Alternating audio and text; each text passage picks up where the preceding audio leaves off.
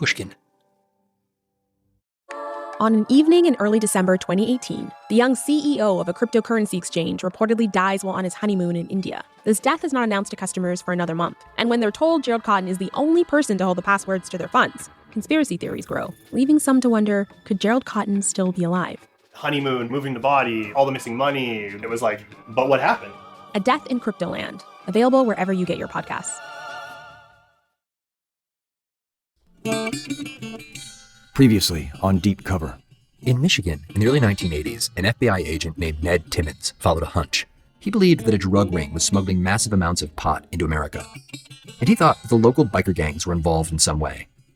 So Ned went undercover, using a new name, Ed Thomas.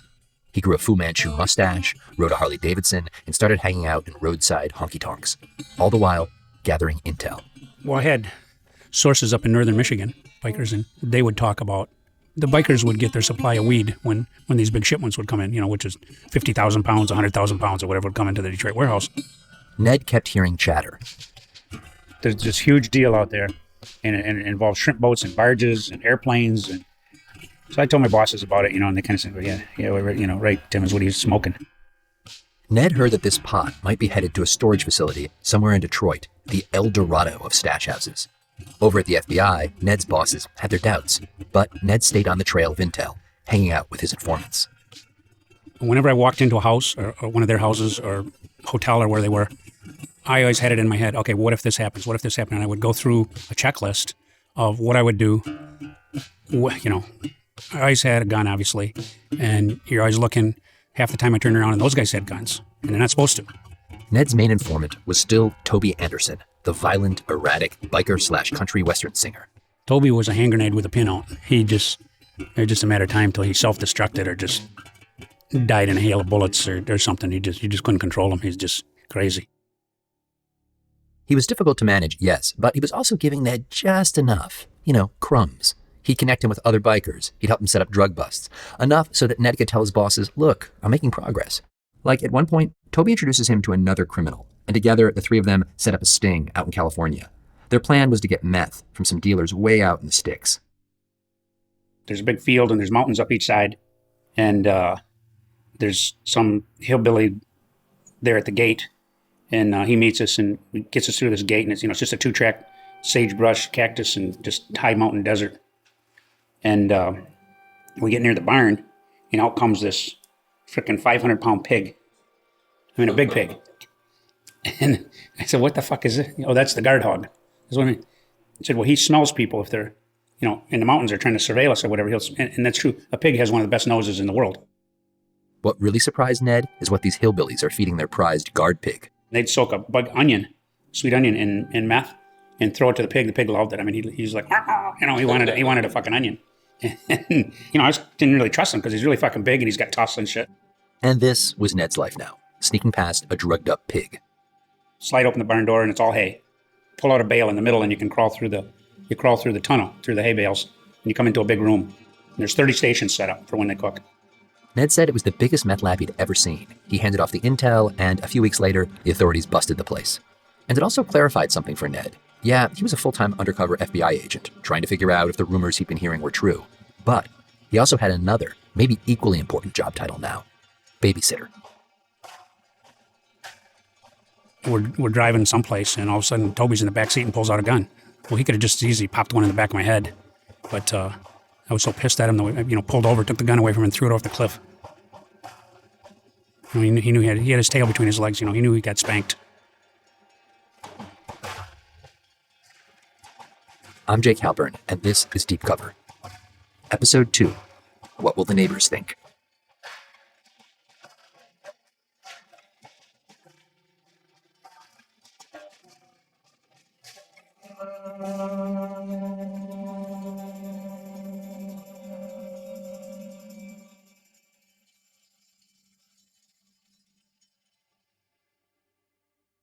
Ned kept pushing Toby for intel, and sometimes, apparently, Toby would just lose it on Ned, saying that he was scared their cover would be blown, that word might get out among Detroit's biker gangs that Toby was an informant and that they were working together.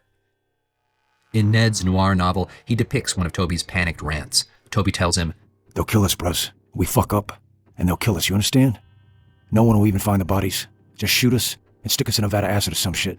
And you have any idea how fucking dangerous this shit is?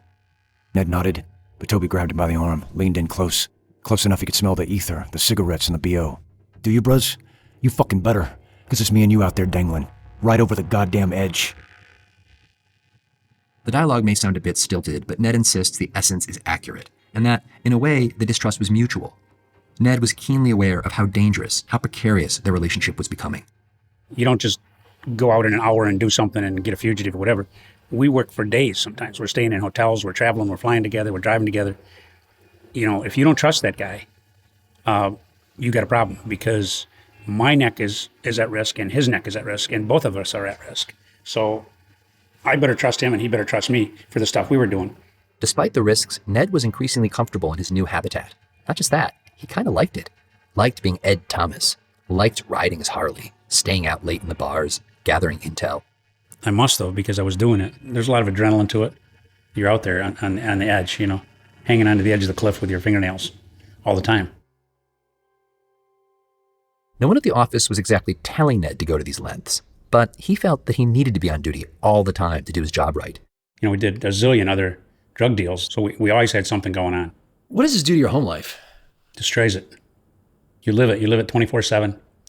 You're always waiting for the next call, whether they wreck a car, steal a car, break into a house, shoot somebody, stab somebody. It's endless. It's like taking care of juvenile delinquents that are adult killers.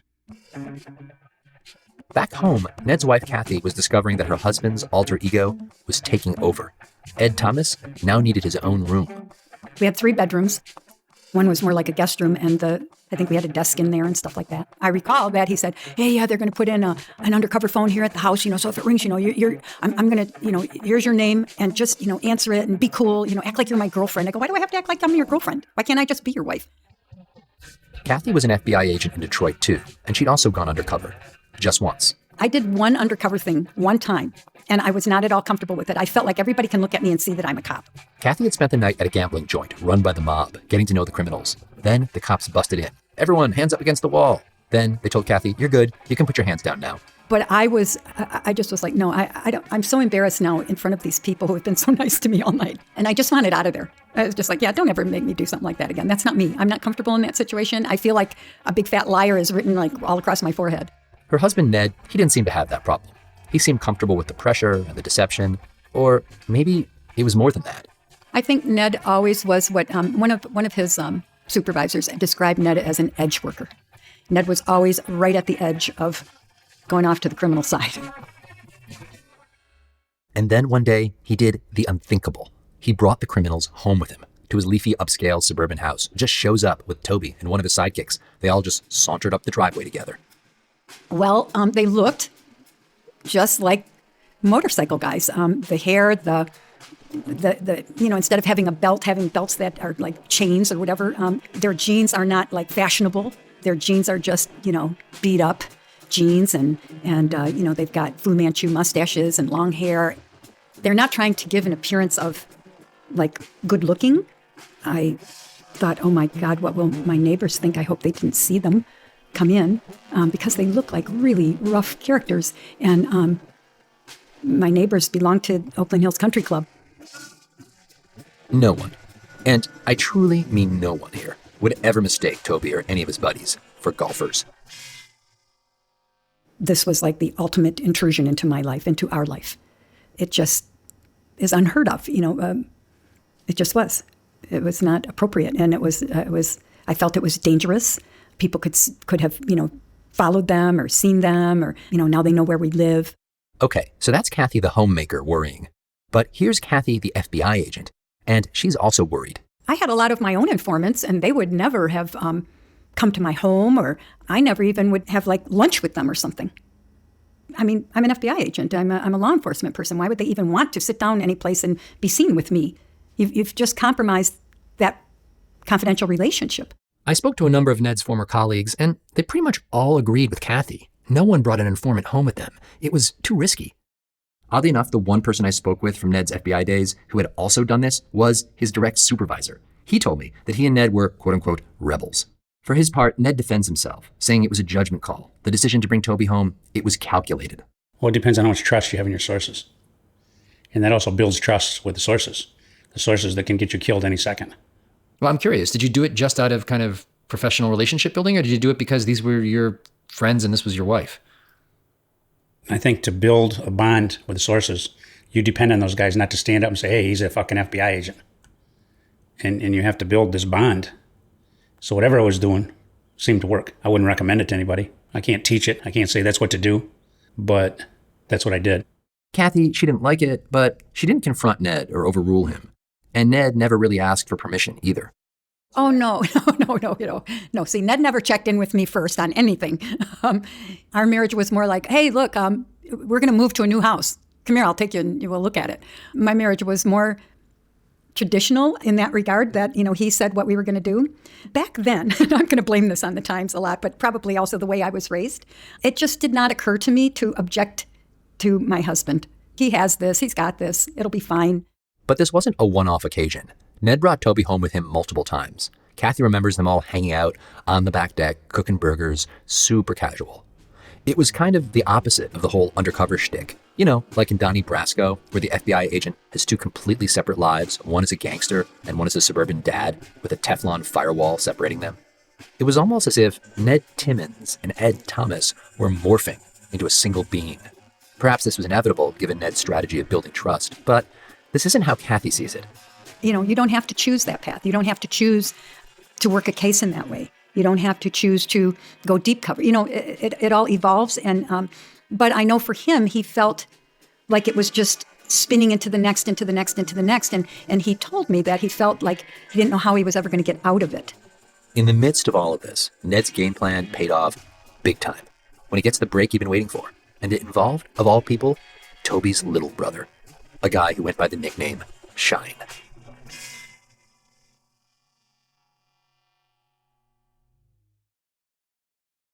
Lost in the Sahara Desert, Lars has a craving. Water! Thanks to Salesforce Customer 360, the teams at Hydration Nation come to the rescue. The marketing team offers him a selection. Bubbly? And the service team suggests an upgrade. Oh, raspberry. With Salesforce Customer 360, all your teams unite around Lars to make him a happy, hydrated customer. Learn how to succeed from anywhere at salesforce.com/customer360. This past year has shown us that without your health, you have nothing. If you're not well, you can't work, look after yourself, or take care of your family. You can't enjoy the life you worked so hard to build. That's why you need to prioritize taking care of your long-term health today, before it goes from good to bad to worse. So invest in your long-term health with Forward. Forward is intelligent medicine with a personal touch. Their doctors are dedicated to catching top killers like cancer and heart disease early, before it's too late. And catching them early could save you tens of thousands of dollars in the long run. Everyone's health history is different, which is why Forward doctors personalize a health plan with you, based on your genetics, lifestyle, and biometrics, to achieve long-term results and ensure nothing gets missed. It's time to invest in a doctor that's invested in you. Go to GoForward.com today to protect your future health. That's GoForward.com. GoForward.com. One day, Ned got what seemed like a big lead from Toby, though on its face, it seemed a bit far-fetched. Toby says, hey, I got to tell you, my brother is into something really big. But he won't let us near it because he's afraid I'll rob it. I said, what is it? He says, it has to do with airplanes and boats and tractor-trailer loads of dope coming to Detroit. And Toby knew he was into something big. Ned didn't know exactly what to make of this. Planes, boats, tractor-trailers, all filled with weed? Was it possible that Toby, the walking hand grenade, really had a brother who was a big-time criminal orchestrating all of this? If this was true, how had Ned not picked up on this sooner? Toby's brother went by the name Shine. His real name was Clinton Anderson. He died in the late 90s, so I had to kind of piece together a picture of who he was. I don't have the background as to why they called him Shine. But my Uncle Clint, in my memories of him, he was a teddy bear. This is Jesse Anderson, Toby's son. Shine was his uncle, and Jesse loved his uncle, adored him. I talked to a bunch of people who knew Shine well, and they all described him pretty much as this big, lovable guy. One person said he would have made a perfect Santa Claus. Another said he looked like Wilford Brimley, the grandfatherly actor who starred in all the Quaker Oats commercials. When things got rough at home for Jesse, he actually went to live with his Uncle Clint for a while. He loved being there.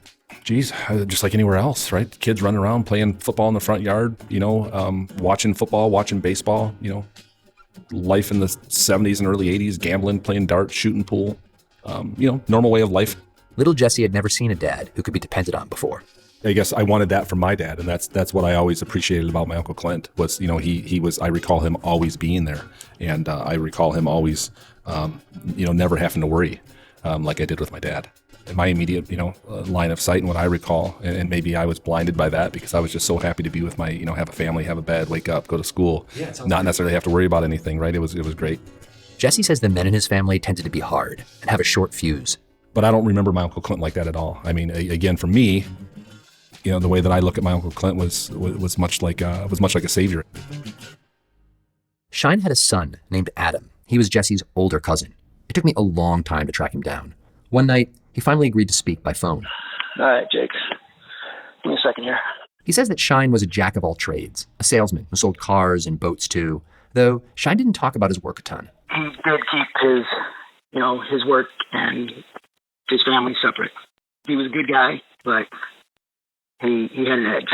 Shine was a striver. He was always looking for something beyond the working class suburb where they started out, a place called Melvindale, a town dominated by the nearby Ford, GM, and Chrysler plants. Melvindale was, I call it a factory town. Pretty much everybody there worked for the big three. It was working class, good people, but he was kind of like taking me out of that environment, showing me that there was more. Like, you can achieve more.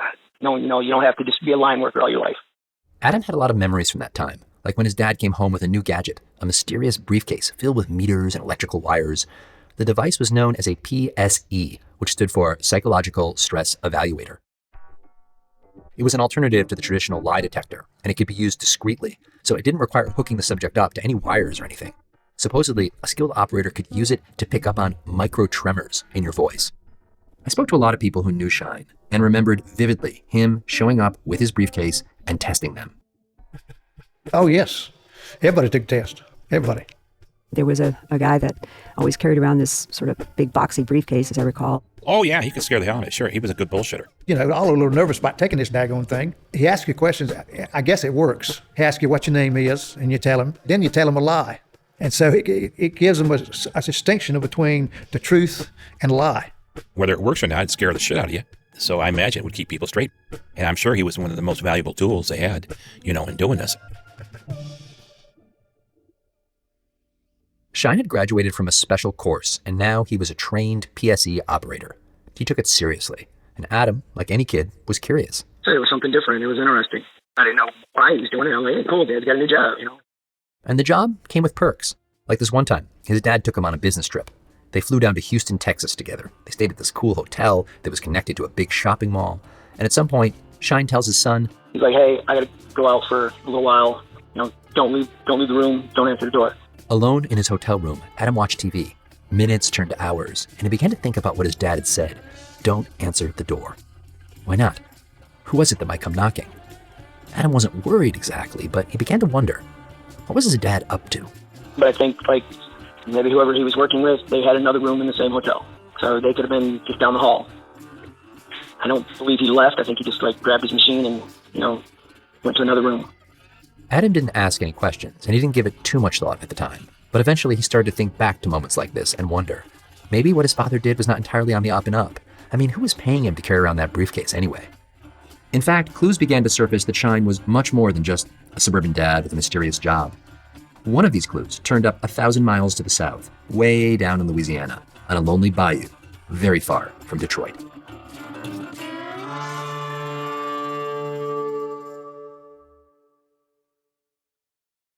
This past year has shown us that without your health, you have nothing. If you're not well, you can't work, look after yourself, or take care of your family.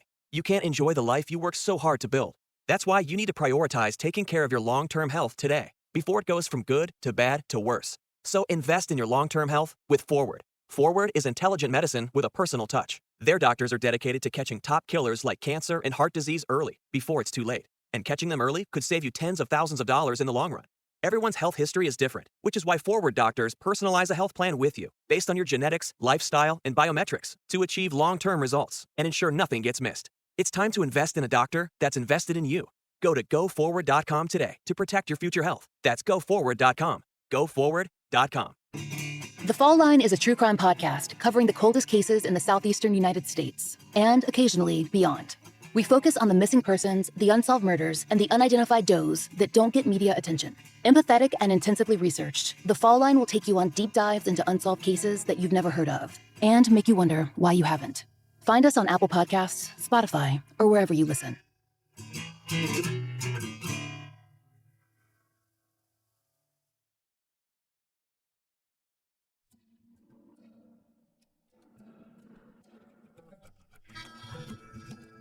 As Ned continued to investigate the bikers in Detroit, detectives in Louisiana were looking into a big smuggling job.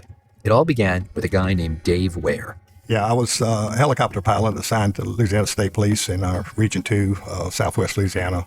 One day, Dave gets a tip about an abandoned barge, so he goes looking for it, flies up a lonely stretch of the Vermilion River, a 70-mile-long bayou in southern Louisiana. It's flat. You got agriculture fields and then areas of heavy marsh and thick jungle-type area.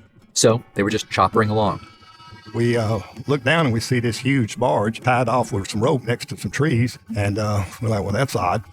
And we were kind of scratching our heads of what to do. And I said, well, I'll just land on the barge because it's like landing on an aircraft carrier. So they land on the barge. They get out of the chopper. They start poking around. And sure enough, they find a sealed hatch welded into the deck, hidden beneath some coils of rope.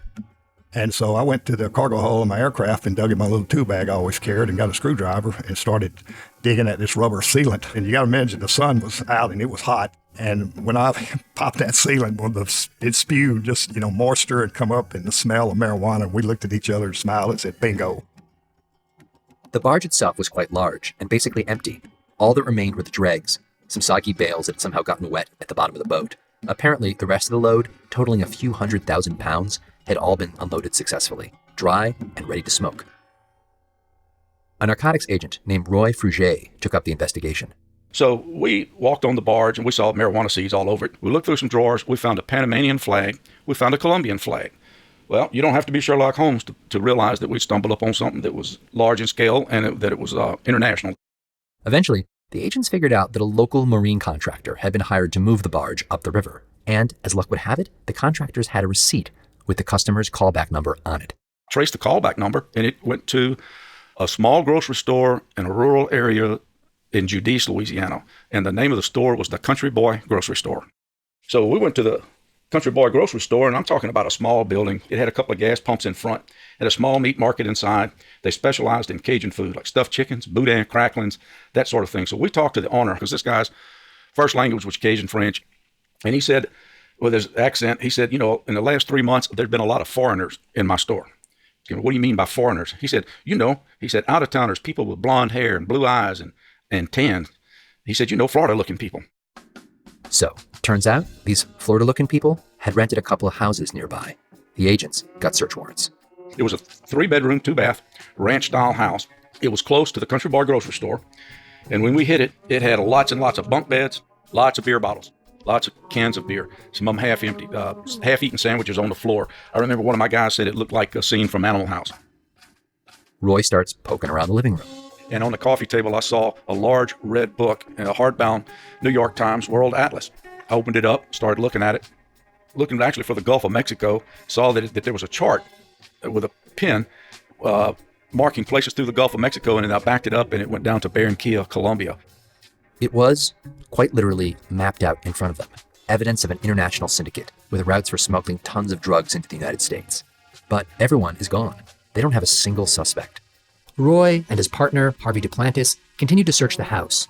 We found a yellow notepad with lines on it like you would use in school, and it didn't have any writing on it, but it had indentations where somebody had written on the page above it and then tore the page off. Harvey remembered from grade school, he took a number 2 pencil out of his truck and he scratched over the indentations, and we found a note. Of course, we didn't have the whole note, just whatever came up that Harvey could scribble out there. But it basically said he was bringing more people were on the way. Harvey kneels over the table, carefully rubbing a pencil over the pad, deciphering this cryptic note word by word. The whole thing right out of a Hitchcock movie. This is exactly what Cary Grant does in North by Northwest. And it works. At the bottom of the pad, there's actually a signature. Someone wrote their name, as if authorizing these orders, and slowly the letters of the name appear. S-H-I-N-E. Shine.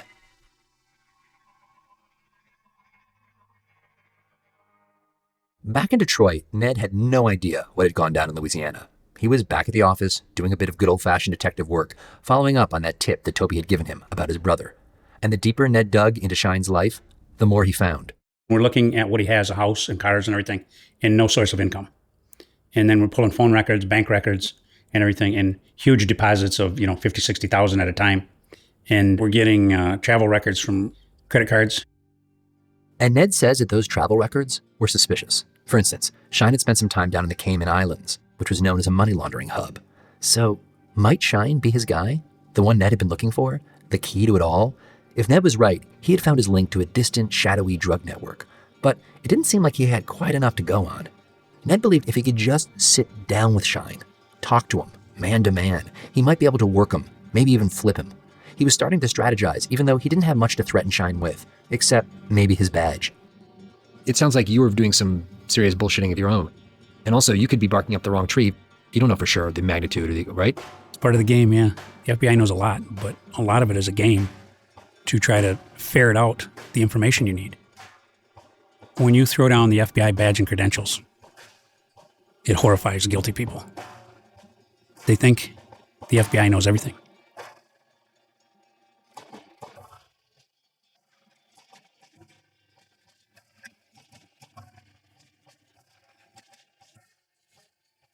Next time, on Deep Cover, Ned goes to flip Shine. Shine had a family, and he was really a devoted family guy. I just said, I'm going to take every penny they got. I'm going to take the house. I'm going to take the cars. I'm going to take the bank accounts. Everything's going to be gone. And that struck a dagger in him.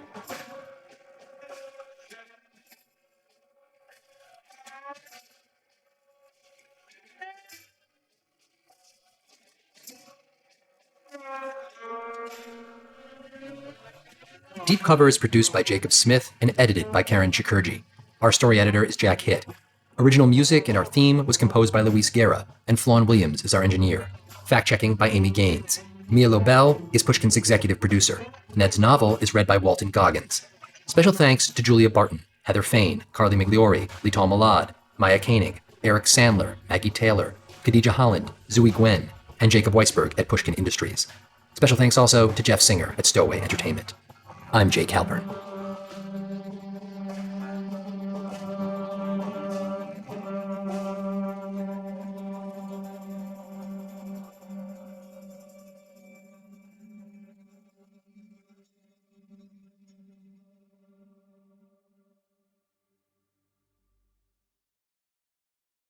Lost in the Sahara Desert, Lars has a craving. Water! Thanks to Salesforce Customer 360, the teams at Hydration Nation come to the rescue. The marketing team offers him a selection. Bubbly? And the service team suggests an upgrade. Oh, raspberry. With Salesforce Customer 360, all your teams unite around Lars to make him a happy, hydrated customer. Learn how to succeed from anywhere at salesforce.com/customer360. Here at Dateline, we hear a lot of strange stories. Of course we do. This one? Well, this story is about the end of the world and zombies and 2 missing children. From the people who brought you The Thing About Pam, I'm Keith Morrison, and this is Dateline NBC's newest podcast, Mommy Doomsday. Available now, wherever you listen.